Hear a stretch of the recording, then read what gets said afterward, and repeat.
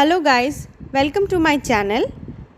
আজ শেয়ার করছি ব্রেকফাস্টের জন্য খুবই quick, healthy and tasty recipe. সেটা হলো মশালা অমলেট। তাহলে চলো শুরু করা যাক। এই রেসিপির জন্য যা যা ইনগ্রিডিয়েন্টস লাগছে সেগুলো একবার বলে দিচ্ছি। একটা টমেটো, একটা পেঁয়াজ, 4টা থেকে 5টা কাঁচা লঙ্কা, একটু আদা, কয়েকটা রসুন আর ধনেপাতা। আর আপনার দরকার হিসাবে ডিম আপনি নিতে পারেন। আমি এখানে 5টা নিয়েছি।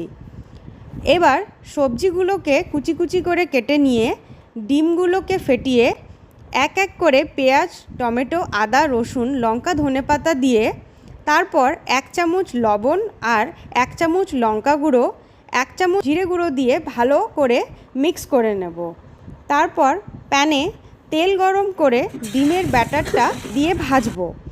একদিক হয়ে গেলে সাবধানে উল্টে নিয়ে অন্য দিকে ভেজে রেডি আমাদের মশালা অমলেট। একটু সস দিয়ে প্লেটিং করে সার্ভ করুন। ভিডিওটা ভালো লাগলে অবশ্যই লাইক, শেয়ার অ্যান্ড সাবস্ক্রাইব করবেন।